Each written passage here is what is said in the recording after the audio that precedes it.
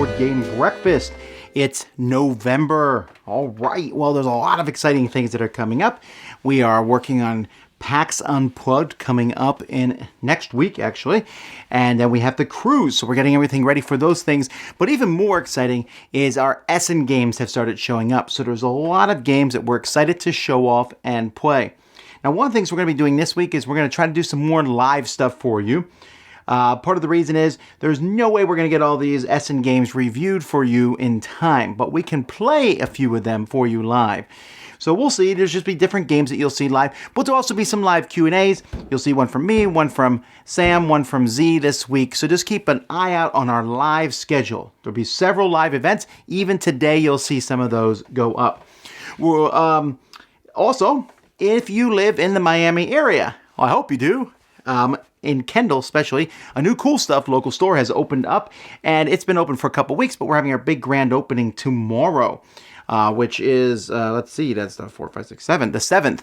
We are having a big event there. We want you to come by. It's from like 5 to midnight or so. We're going to be playing games. There's going to be door prizes or a raffle type thing. There's going to be food provided by Mac and Chess and stuff. It's going to be a great time. So I hope that you come by and have fun with us there. And that's pretty much it for the intro. Let's get to the news.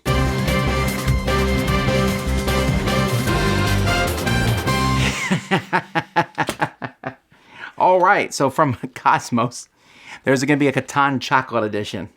Now, from what I can tell, the whole game isn't chocolate. There are cards in the game. There's chocolate pieces, and you're collecting these pieces of chocolate. When the game's over, you eat them.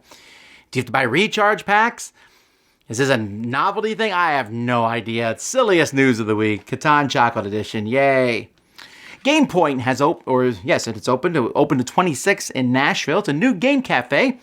They have 300 games. You can play the games for free, as they kind of expect you to buy a little bit of the food and drink there. I think this is great. More game cafes, the better. Renegade has announced that they'll be picking up Dokmas and its expansion. That's a pretty cool game. I haven't played the expansion yet, but kind of an abstract game of moving and shuffling and growing. Really neat idea. New expansions coming from Tasty Minstrel Games for Eminent Domain, Oblivion. This adds politics. They say do not play this without having played the base game first. That's fine, but it'll be interesting. This should be coming out in December. The new expansion for Marco Polo is coming out. You're going to meet different people. From Z-Man Games, I know the expansion was at Essen, but I don't think Z-Man had it yet. I think it was just from the original publisher there, but looking forward to seeing the full thing. And let's see here, Lost City of Z. This is an expansion for Robinson Crusoe about going into the Amazon rainforest, kind of like the last one was, the last one where you were following Charles Darwin on the Beagle. This one you're going to be going into an Amazon rainforest. I'm very excited about this. Looking forward to seeing this. They've also mentioned that they're going to be adding the app integration for Robinson Crusoe, so that's going to be cool. And finally, IDW has announced Dragon Ball Z board game. This is a partnership with Toy Animation. Chris Bryan is the designer of this. He's from a video series that was on the internet, a comedy sketch thing called Bored with Life. So that's interesting. I'm not the biggest Dragon Ball Z fan because I don't think I've ever seen a single episode. So maybe I should go watch it and see if this game is any good. All right, let's find out what's going on in Kickstarter.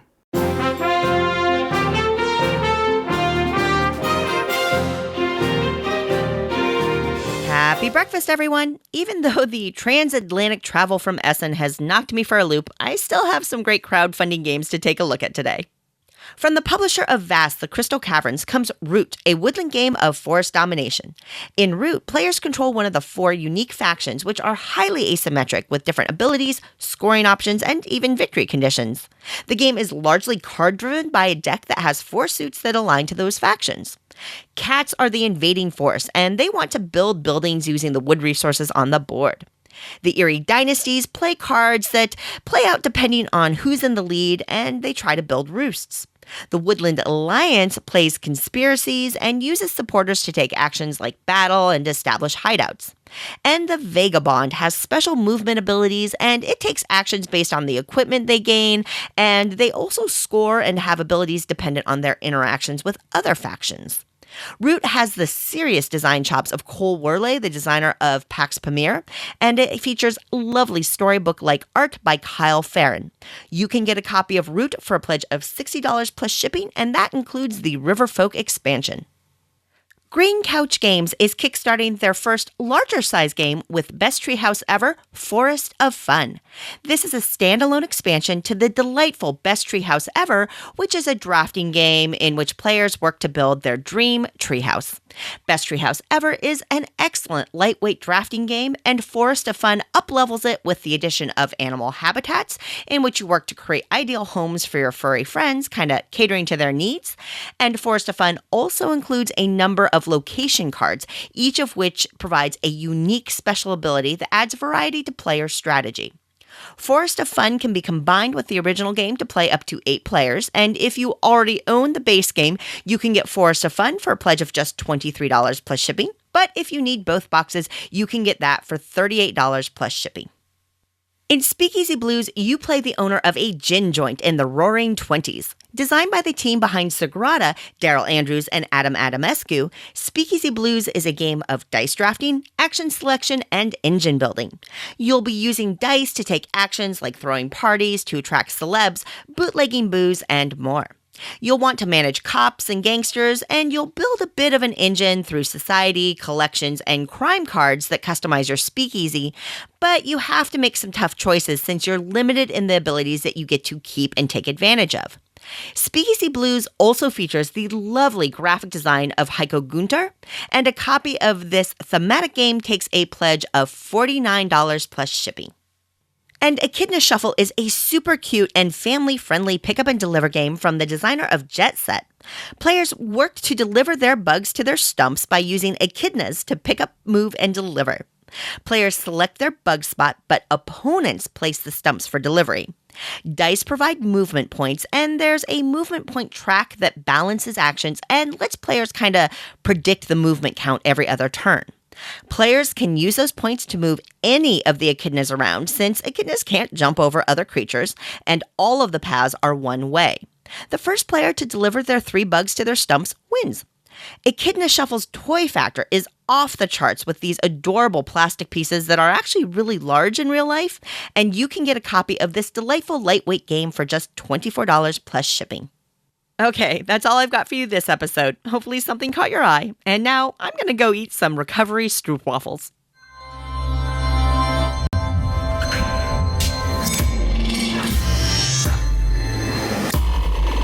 Hello, Chaz Marler from Pair of Dice Paradise here. And last time, while talking about the ancient Egyptian game Senet, whose original rules have long been lost to history, I mentioned that this game was sort of a Theseus's paradox. Since the game likely morphed and evolved over the centuries, well, it's unlikely that their rules are in fact indicative of the actual original game played in ancient Egypt. Which makes Senet a sort of a Theseus's paradox of the board game world.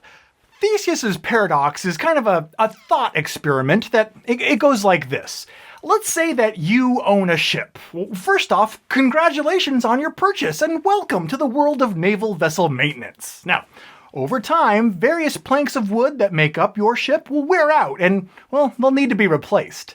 The same goes for the sails, the rigging, and all the other various parts of a ship that I don't know the name of. One day, you will set sail, only to realize that your barge does not include a single one of its original components. Everything, down to the smallest rivet, is a replacement. And at that point, is that the same ship anymore? Or is it now an entirely new, different ship? And so it is with the ancient game of Senet, which dates back to 3000 BC or even earlier. But even with being present in human history for so long, a complete copy of its rules have just never been discovered. And even though documentation of the game's rules hasn't survived, there are wall paintings and papyrus scrolls and hieroglyphs that each provide just a fragment of insight into how the game was played. Taken all together, these artifacts have enabled Egyptologists to develop a pretty comprehensive idea of how the game is played. But Is this amalgam of best guesses really the same Senate that was played in the shadow of the Sphinx? Or have enough of Senate's pieces, like our theoretical ship, been replaced that it's arguably no longer the original game, but now a similar, yet different, facsimile of it? Essentially, how much can a tabletop game vary before it becomes different enough that it could be classified as no longer being the original game anymore? And this isn't limited to just games that have been lost to history. How much can a modern board game be eroded, house-ruled, or expanded upon until it's no longer the same game? Poker, with its endless array of variants, could be an example of this. How much can a tabletop game vary before it becomes different enough that it should be classified as a new, completely separate game from the original? Are we actually playing Senate? Or are we actually just playing a different game, like 7-card high-low Omaha Senate Hold'em? Well, let me know what you think by posting your comment, or a closely recreated facsimile of your comment, below.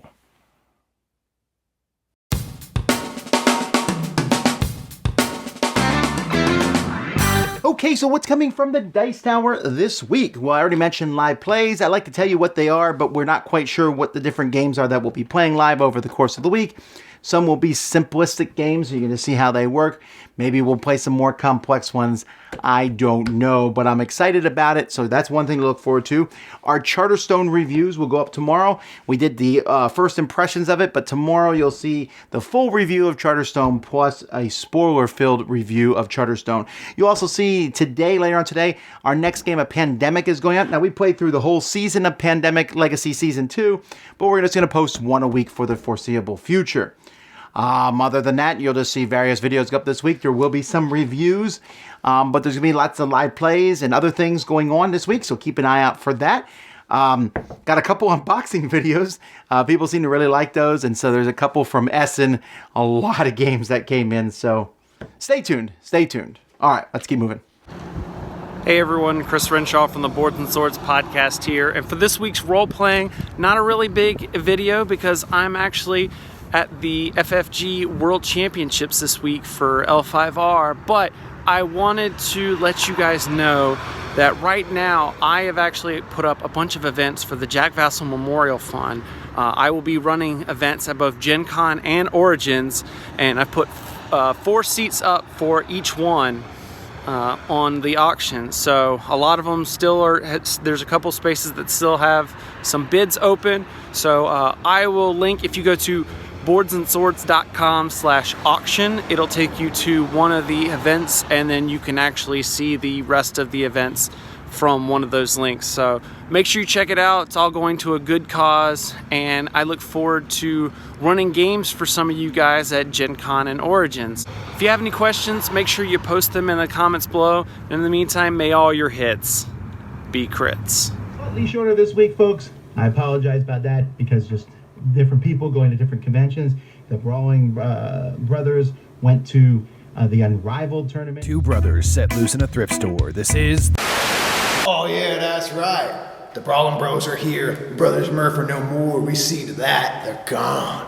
They're gone. I'm Chad. I'm Vlad. And we are Chad and Vlad, Dude Meister, the Brawling Bros. Now you might think this is a debate show all about in-depth discussion about board game mechanics. But we take stuff super literal here. We're literally here to fist fight board games. We don't like a board game, you better watch out. Cause you gonna get fist fought. You might wonder, what's the best way to fist fight your board game? You have a basement in your apartment, your house, go down there. You can't fight upstairs, you gotta fight in the Doom Dojo. No rules down here. Fight Club style. That's right, so we're here to show you a brief introduction into fist fighting your board games. Let's get it.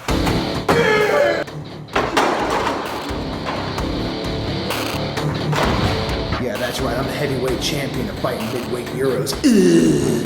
Pick up and deliver, pick up and suplex.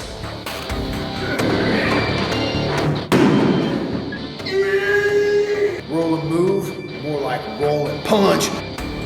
Got a bad board game about ice cream? It's getting punched. No game is safe. I personally have dispatched several Spiel des Jahres winners. Train game?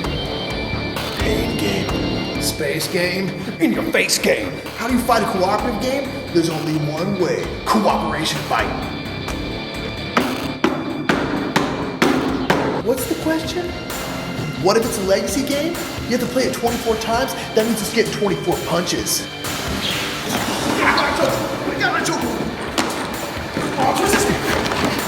Make him tap!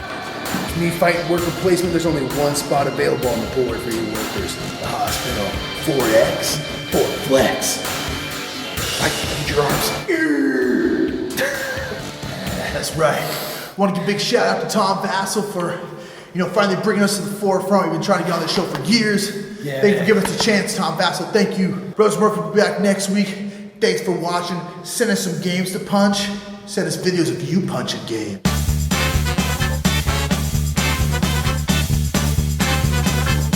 And this past week, you saw, if you watched me and Sam play a cooperative game live, you saw that we got our tails handed to us.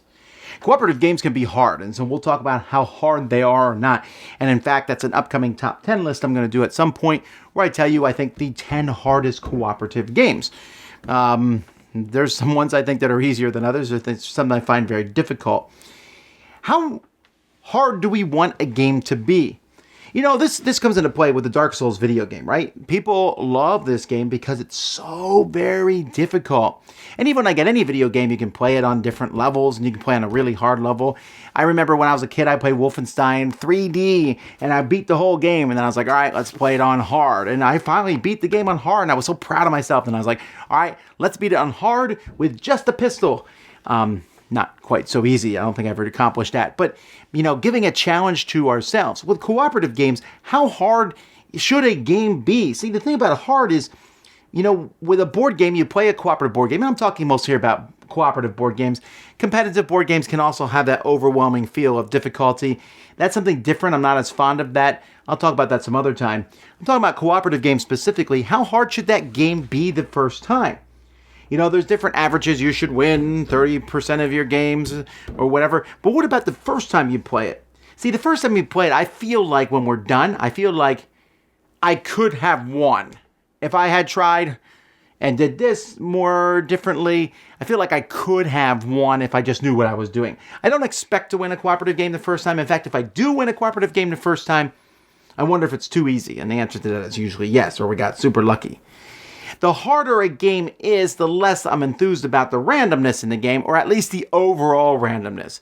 If I'm doing extremely well in a game and suddenly a streak of bad luck or a really bad roll makes me lose, I'm less enthralled, especially when it's hard, but randomness definitely matters. Some of the hardest games I can think of, actually almost every cooperative game I can think of, has an element of luck to it. But I want to play these games. I like them when they're hard, but they should be beatable. I'm trying to think of, there's a Yggdrasil's is a cooperative game that I found very difficult, and after losing it all time, I just don't play it anymore. Robinson Crusoe is the only cooperative game that I've never beaten, and yet still am willing to play. But why is that? And I thought about that, and part of it, I think, is the theme. If the theme or the game is so entertaining, even if I lose, I don't mind. And theme is a big adding there. The more abstract the game is, if you just abstract moving pieces around. I just played the Friedman Freese game, Flee, the fast forward game, and this is a very, it's thematic. I guess you're all running from a monster, but it's very, very abstract in how everything works. And it was interesting, but it doesn't hold me. It doesn't hook me and bring me back. The theme will make me overcome how difficult a game is. Also, the age group. I fully expect games for kids like Ghost Hunting Treasure Hunters. I fully expect something like that to be easier for kids to win at. And so I think kids' games should be easier. Quarterbacking. How much is quarterbacking involved in the game? Is someone going to be able to tell everyone else to do? I like a game where one person cannot figure it all out on themselves, that you're going to work together with other people. And also, I'm not really sure if I like a game where you know a little bit into the game that you cannot win, and yet you go through the motions and maybe you'll win later on. It's interesting, right? Because a really hard game can turn some people off. And that's my question to you guys this week is, if a game is really difficult, if it's hard to win, do you still want to play it? Does it make, or does some people, it's like, that's a challenge. It's hard. I want to play it more until I beat it. Other people like, oh, well, I don't want it to be, I don't think anyone wants a game to be easy and a pushover, right? But some people like, it's so hard. I have no concept. I didn't have any fun. Does the level of difficulty of a game make you want to play it more or less? Let me know in the comments. For me, I would like to say for a cooperative game, I like to feel like I could, once I'm good at it, I feel like I should win half the time, at least. And I should feel like I always could have won. And that sometimes there's just really bad luck, and well, there was nothing I could do about that, but I probably would have won otherwise, or we made some foolish decisions. I don't like getting shellacked by a game, but I'm not turned off when games are super hard, but it does make me think twice. What about you? Hi Tom, hi team from the Board Game Breakfast. My name is Niels from Cyrils Brettspiele, and today in the best and the worst we are taking a closer look to New Bedford. So let's jump right into it. My favorite part on New Bedford is you have different worker placement mechanisms. You have, first of all, this one, first player gets a bonus, but also a second player can go there. But you also have this, only one person can get there and no one else. So in the town and in the docks, all people can go there, and in the buildings only one person can go there. This is really unique, and the combination of having all players and just one player can go there is awesome, phenomenal. I have never seen that. However, the thing I don't like, or is not as good as I think it should be, is 12 rounds sounds a lot, and you have only 2 workers per round.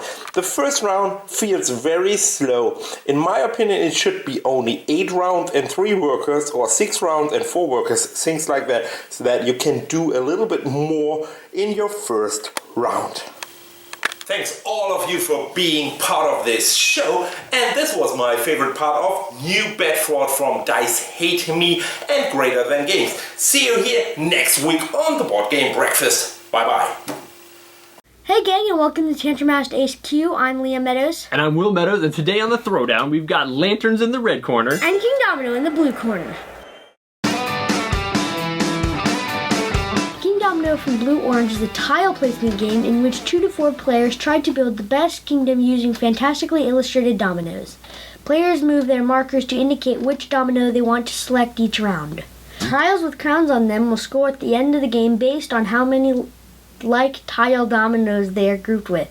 So this swamp would be worth 4, 8, 12 points at the end of the game. Lanterns from Foxtrot and Renegade is a tile placement game in which 2 to 4 players contribute 4-sided tiles to a central pool. When they lay a tile, the player facing that side of the tile gets to collect that colored lantern.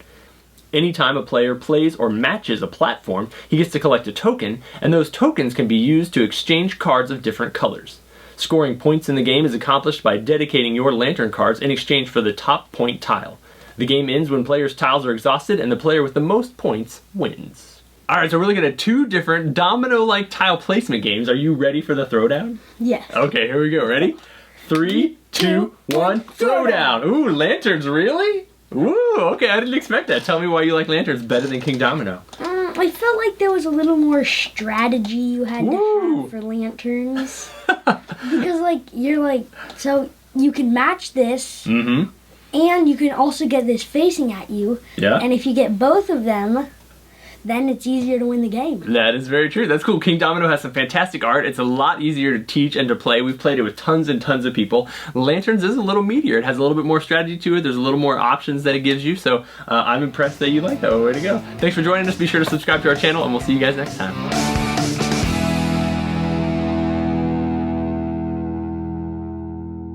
Board game cafes are popping up all around the world, and there's a common question that we are seeing from new and hope-to-be cafe owners. We see it on Reddit threads and on Facebook groups and at our email address asksnakes@snakesandlattes.com. And that question is, should your board game cafe retail games? Yes. Duh. When it comes to retailing games, the old adage is true. It takes money to make money. You're going to have to buy stock to sell. And some distributors may be willing to give you 60 or 90 days credit so you can move those games before you have to pay for them. But odds are if you're a small organization, then you are going to have to pay for everything up front. not only that, but the stock that you have is going to require space in order to display it and sell it. Depending on your company, the money and space required to retail might actually be better dedicated to doing things like having more tables, hiring more staff, improving your kitchen offerings, making your library bigger, or making informational yet quirky internet videos. If you decide to retail games, which of the various retail models will you adopt? Straight up brick and mortar? Consignment? Online? Aftermarket? Or some combination of all or just some of these? They all have benefits and drawbacks. Consignment is low risk. You don't need to pay any money until you've sold the product. But you still need to take time and energy to develop the relationships with the indie and small presses that are going to want to have their games on your shelves. Online sales means shipping. Are you going to charge extra for it? Are you going to include it in your prices? Or are you going to have a minimum required order? These are some of the questions you're going to have to ask. And also, the location of your business will affect your shipping requirements. Shipping across borders can be a big pain in the butt. The main thing that your brick and mortar store offers that online retailers just can't compete with is staff expertise.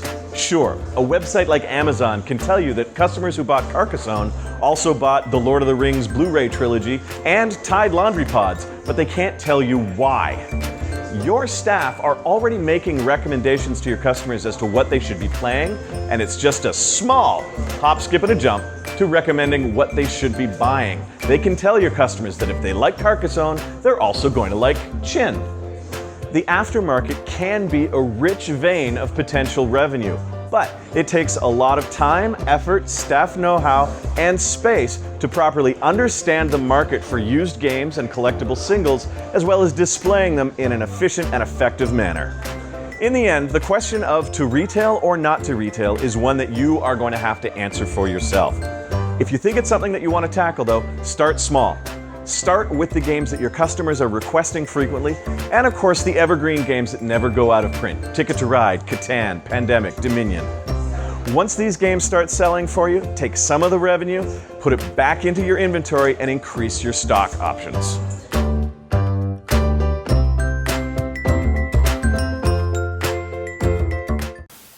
Hello, my name's Dan, this is Cora, and this is Evan, and we're here today to talk to you about kids' games for children from around 5 and under. And today we're going to talk about this game. What is it, Cora? Grimaphine. Grimaphine or Manic Monkeys? What's that? Manic Monkeys is a memory game where the players are creating an ever-expanding list of items, actions and sounds to remember. On your turn, you're going to roll a dice to find out which colour disc you're going to add to those already on the table. Each colour is a different category of actions that you're going to have to do. For example, orange discs are sounds you have to make, and green ones are animal impressions. You then put the disc on the table, do whatever it asks you to do, and then go through all the other discs and do those actions too. The other discs are all face down, so you have to remember what they were. If you get one wrong, then you're knocked out of the game, and the last person standing is the winner. Oh, wow, that's quicker than I can turn them over. So, Cora, what do you think about this game? I like it. I like it because, like, it's a memory game. I like how it has the different colours to represent different things. Oh, very good. And what about you, Evan? What do you think? I like how it as it is a memory game, it is knockout, and younger children against the adults, it is actually quite even, as the younger children can remember the noises, as you have to make the noises that they actually are, and then the parents can probably, or people who are playing with the kids, can remember the pictures. Well, I can't remember anything, to be honest. So I'm you have a completely bad lost. memory. I've got a bad memory, yeah. I've got a good memory. I like it too. It's by Rainer Knizia, which is, I don't know, he's a very famous board game designer, but he does do a few kids' games, really. It's a nice adaptation of the kind of shopping list game. And, yeah. So, what kind of thumbs up are we going to give this game? 2 monkey thumbs up. 2 monkey thumbs up. And that's it for Board Game Breakfast, folks. Thanks again for watching. Lots of great stuff coming from the Dice Tower. Hopefully you think it's great stuff. We'll have to wait and see. Anyway, until next time, I'm Tom Vasel. This has been Board Game Breakfast.